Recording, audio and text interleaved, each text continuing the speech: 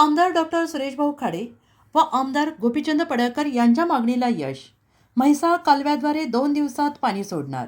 मुख्यमंत्री देवेंद्रजी फडणवीस आणि जलसंपदा मंत्री राधाकृष्ण विखे पाटील यांनी कार्यकारी संचालक धुमाळ साहेब यांना 2 दिवसात पाणी सुरू करण्याचे आदेश दिले.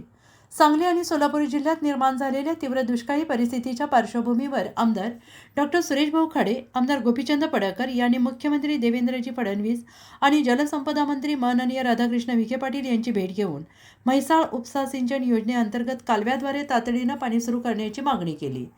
सांगली जिल्ह्यातील मिरज पूर्व भाग, कवठे महांकाळ, जत तसेच सोलापूर जिल्ह्यातील सांगोला आणि मंगळवेढा तालुक्यात यावर्षी अत्यल्प पाऊस झाल्याने शेती आणि पिण्याचे पाणी आणि जनावरांच्या चाऱ्याचा गंभीर प्रश्न निर्माण झाला.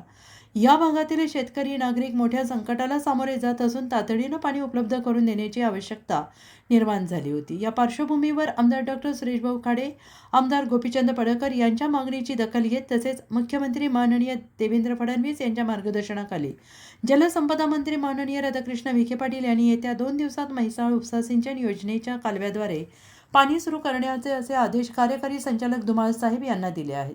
यासोबतच कालवा सुरू करण्यासाठी अडथळा ठरत असलेली सुमारे 10 कोटी रुपयांची थकबाकी जलसंपदा मंत्री माननीय राधाकृष्ण विखे पाटील यांच्या स्वनिधीतून अदा करण्यात येईल अशी माहिती त्यांनी दिली आहे.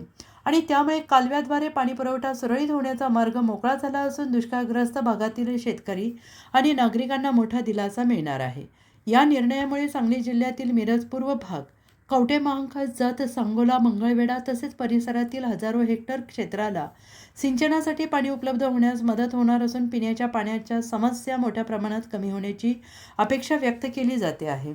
आमदार डॉक्टर सुरेशभाऊ खाडे आणि गोपीचंद पडळकर यांनी दुष्काळग्रस्त भागातील शेतकरी आणि नागरिकांच्या प्रश्नासाठी सातत्यानं पाठपुरावा करून हा विषय शासन स्तरावर प्रभावीपणे मांडला. त्यांच्या मागणीला सकारात्मक प्रतिसाद देत तातडीनं निर्णय घेतल्याबद्दल महाराष्ट्राचे मुख्यमंत्री माननीय देवेंद्रजी फडणवीस तसेच जलसंपदा मंत्री माननीय राधाकृष्ण विखे पाटील यांचे मिरज पूर्व भाग, जत, कवठे महांकाळ, सांगोला, मंगळवेढा येथील नागरिकांच्या वतीनं मनपूर्वक आभार व्यक्त करण्यात आले. दुष्काळाच्या कठीण परिस्थितीत शासनाने घेतलेल्या या तातडीच्या निर्णयामुळे शेतकरी, सर्वसामान्य नागरिक, पशुपालकांना मोठा दिलासा मिळणार असून या निर्णयाचे सर्व स्तरातून स्वागत होते आहे.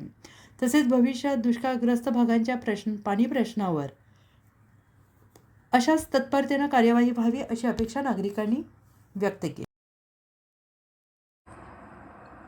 अर्धराज्य न्यूज चॅनलला लाईक करा, शेअर करा आणि सबस्क्राईब करा.